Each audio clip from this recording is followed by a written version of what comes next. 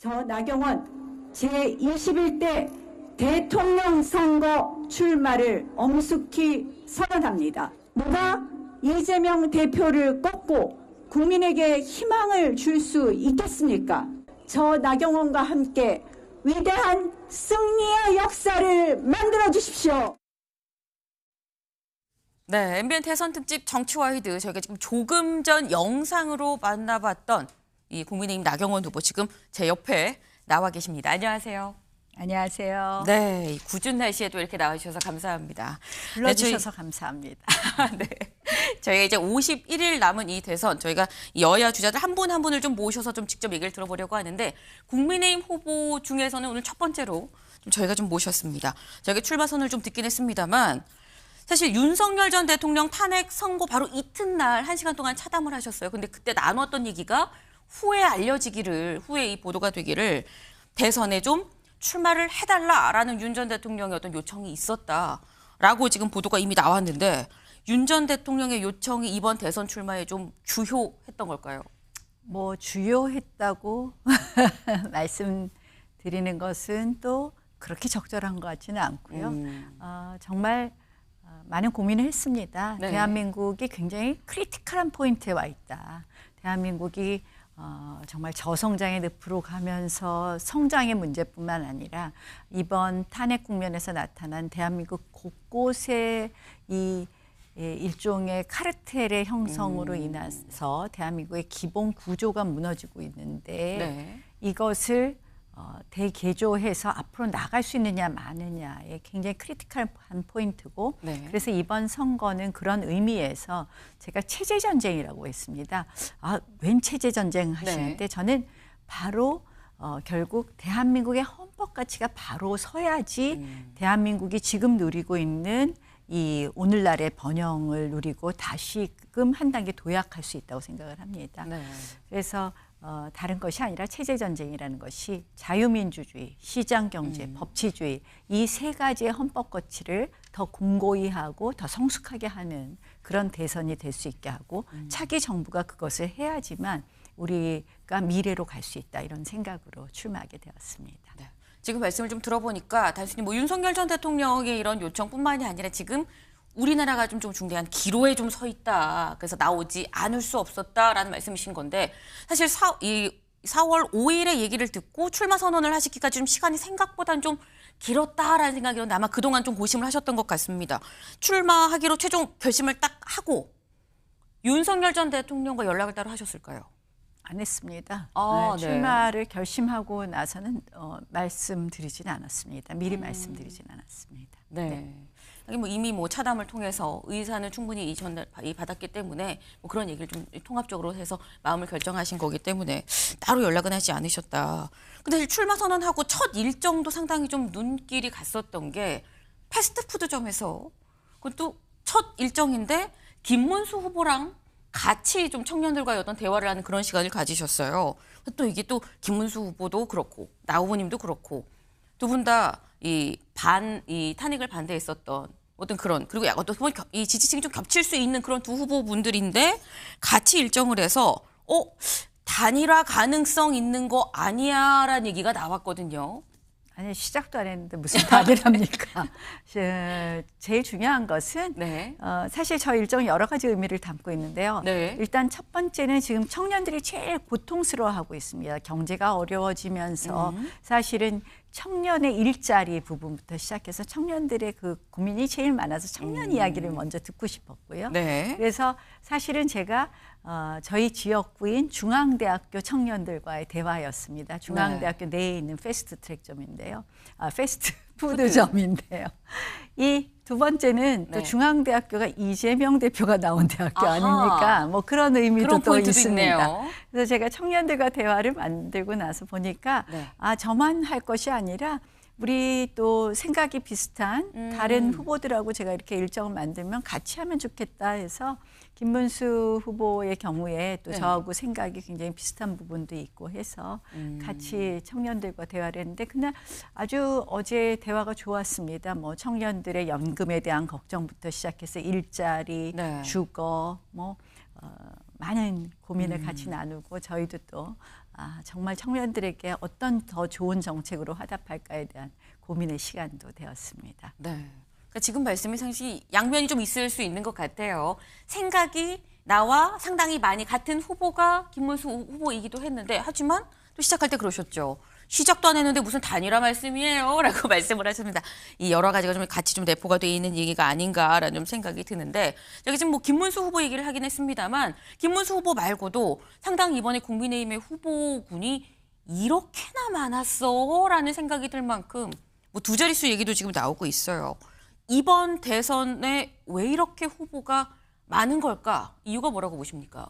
뭐 민주당하고 차별되죠. 민주당은 그냥 어대명, 뭐 이번에 보니까 제대로 경선도 안 되는 것 같아요. 룰에 대한 뭐 컴플레인들도 많으신데요. 네. 그러니까 저희는 그만큼 이 뭐 원탑이 없는 상황이고 다양한 주자들이 자신들의 이야기를 하겠다는 것 같습니다. 근데 네. 결국은 저는 경선의 과정을 거치면서 역시 나경원밖에 없어라는 생각을 할 것 같습니다. 아하. 제가 왜 출마하게 됐느냐? 네. 지금 이렇게 대한민국의 이제 헌법 가치가 흔들리는 것도 있지만 대한민국이 이렇게 혼란스러운 조기 대선으로까지 오게 된 여러 가지 이유가 있잖아요. 근데 그 중에서 하나가 저는 역시 의회 이 독재를 비롯해서 그 의회가 한 당이 너무 다 모든 것을 가지면서 일종의 여의도의 정치가 실종된 것이 가장 큰 이유 중에 하나라고 생각을 합니다. 네. 실질적으로 지금 이제 이재명의 민주당이 만약에 행정 권력까지 가진다면 네. 입법 권력, 행정 권력 그리고 또 최근에 보면 사법 권력도 굉장히 좀 굉장히 이념적이지 않아? 이런 국민들이 걱정이 있어요. 네. 그래서 이렇게 됐을 경우 대한민국이 과연 건강하게 발전할 것이냐에 대한 걱정이 있고 그런데 그럼 그것을 해결하려면 어떻게 해결할 것이냐? 네. 우리 여당의 이 대통령을 여당이 집권을 했을 때 또 우리가 마주한 현실은 여소야대입니다. 네. 결국 여의도의 국회를 잘 풀을 수 있는 그런 여의도를 잘 아는 사람이 대통령이 되어야지 이 또다시 이 발목 잡는 그 야당의 우리의 국정이 완전히 마비되는 현상은 없겠다 하는 생각을 하게 되었습니다. 그래서 제가 그걸 잘할 수 있을까 고민을 하는 시간이 있었고요. 네.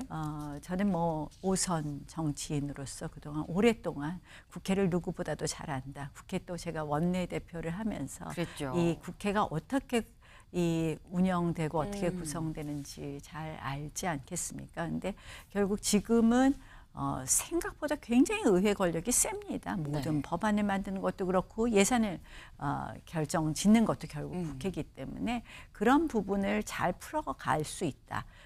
결국 이번 과정에서 봤을 때 실종된 정치를 복원해야지 일종의 통합된 국가를 만들 수 있다는 점에서 그 역할을 할 수 있다. 이렇게 생각을 했습니다. 네. 사실 제가 이렇게 무수한 많은 국민의힘 후보들 중에서 왜 나경원이어야 됩니까?를 여쭤보려고 했는데 아마도 미리 답을 그 답이 했군요. 됐었던 것 같아요. 네. 의회를 잘 아는 정치를 잘 아는 나경원이어야 지금의 이 의회의 어떤 독점 권한 이런 부분들 거야의 어떤 이 독재라고 표현을 하셨는데 그런 부분들을 좀 바로잡지 않겠냐라는 말씀을 하셨습니다. 그래서 나경원이다라고 말씀을 하셨어요. 근데 제가 이번 조기 대선엔 유독 후보가 많다라고 말씀을 드렸는데 근데 이 후보가 많은데도 불구하고 어제 뭐 차출론, 뭐 대망론 이런 얘기가 나오는 분이 있습니다. 한덕수 대행의 출마 얘기가 좀 계속 나오고 있는데 이건 또 어떻게 보세요? 이제 우리 당이 늘 이제 기승전 자꾸 용병론을 많이 이야기를 하는데요. 사실은 한덕수 대행은 지금 하실 일이 많습니다. 네. 지금 가장 중요한 것이 결국 트럼프 정부 들어서서 지금 관세 전쟁의 한 복판에 있는 거거든요. 네. 여기서 우리가 어떻게 잘 풀어내느냐가 대한민국의 국가 경쟁력을 좌우하는 데 아주 중요한 기준이 될 것입니다. 그래서 네. 지금 하실 일은 저는 뭐 하루라도 빨리 좀 미국 가셔서 트럼프 대통령이라도 만나서 이 관세 전쟁에 있어서 우리에게 유리한 결과를 가져오는 것이다. 이렇게 생각을 합니다. 그래서 오히려 지금 이렇게 자꾸 다른 일로 네. 한덕수 대행을 흔드는 것은 우리 국가 이익에도 도움이 되지 않는다 이렇게 생각합니다. 한덕수 대행을 자꾸 흔드는 건 오히려 국익에도 도움이 되지 않는 거다. 그리고 언제까지 용병을 자꾸 얘기할 거냐라는 말씀을 지금 하셨어요. 네. 근데 사실 저희가 뭐 후보도 많고 지금 현재 거론되는 국민의힘 후보도 많고 그리고 여기에 더해서 뭐 차출론도 있다 말씀을 드렸는데 사실 어쨌거나 이 경선, 이 굉장히 많은 후보들과 어떤 경선을 치르고 난 다음에 최종 본선으로 가면 현재로서 봤을 땐 여론조사를 봤을 땐 가장 유력하게 붙을 가능성은 결국 이재명 후보일 것 같은데 이재명 후보를 이길 수 있는 나경원만의 강점이 있다면 뭐가 있을까요? 뭐 이재명을 이겨본 유일한 후보입니다. 제가 저희 동작구 저 선거할 때 이재명 후보가 본인 지역구 빼놓고 제일 많이 오지 않았습니까? 그랬죠. 그래서 이재명을 이겨본 유일한 후보다 이렇게 얘기를 하는데요. 네. 또 하나는 역시 이제 이재명 후보가 요새 굉장히 포장을 많이 열심히 하시더라고요. 뭐 성장도 얘기하시고 네. 뭐 기업의 창의가 뛰고 뭐 기업이 뭐 성장 동력을 만들어야 된다 그러신데 제가 하나만 여쭈어 보고 싶어요. 그 네. 말이 진심인지 아닌지는. 아하. 아니 지금 당장 하나만 요구. 네. 반도체 특별법에서 주 52시간 예외에 넣자 그랬는데 그거 하나 통과라도 좀 시켜봐라 아하. 라고 요구하고 싶습니다. 네. 사실 그거조차도 지금 민주당이 통과 안 시키거든요. 저는 결국 이재명 대표가 뭐 범죄 혐의가 많다 뭐 하다 이런 이야기도 있지만 결국 이재명 대표에 대해의 가장 큰 약점 중에 하나는 신뢰할 수 없다. 이재명 대표의 말은 믿을 수 없다라고 생각을 합니다. 그런 면에서 제가 오랫동안 정치해 오고 검증되었다고 봅니다. 그래서 많은 국민들께서 그런 네. 부분에는 이 신뢰를 주실 수 있지 않을까 이렇게 생각합니다. 네. 이재명과 싸워서 유일하게 이겨본 후보가 나 아니겠느냐. 총선 때 그렇게 동작에 많이 왔지만 내가 이겼다라고 지금 말씀을 하셨어요. 근데 마지막으로 대선에 이제 본선에 나가서 만약에 이제 붙는다고 해서 최종 이 당선이 되신다고 하면은 사실 그 다음 국면은 또 여야 간에 협치가 또 관건일 수 있는 거거든요. 사실 이 직전 질문과는 또 어떻게 보면 또 배치되는 얘기일 수도 있긴 합니다만 그건 역시도 굉장히 좀 큰 사안입니다. 이 당선이 되신다고 한다면 그러면 야당과의 협치 방안이 뭐가 있을까요? 제가 아까 그래서 그거 잘할 수 있는 사람은 역시 의회를 잘하는 사람이라고 하지 않았습니까? 그래서 야당하고 반드시 우리가 지켜야 될 건 지켜야 되겠지만 네. 야당과 또 대화하고 하는데 게을리해서는 안 된다. 그래서 또 줄 건 줘야 된다는 생각이고요. 전체적으로 지금 개헌은 어떻게 보면 시대 과제인 것 같습니다. 결국 개헌 지금 보면은 제왕적 대통령 하지만 사실은 일당이 이렇게 다수당인 이 네. 거대 일당을 예정했을 때는 이 제왕적 의회의 폐해가 더 많습니다. 결국 이 제왕적 의회와 제왕적 대통령제라고 하는 이런 헌법의 여러 가지 이 권력의 견제와 균형이 안 이루어지는 부분을 네. 고쳐야 되겠다. 뭐 예컨대 제왕적 의회의 경우에는 탄핵 소추하면 직무정지가 되는 것 같은 것부터 고쳐서 네. 일정한 요건 하에서 국회 해상권을 대통령에게 좀 주어야 될 것이고요.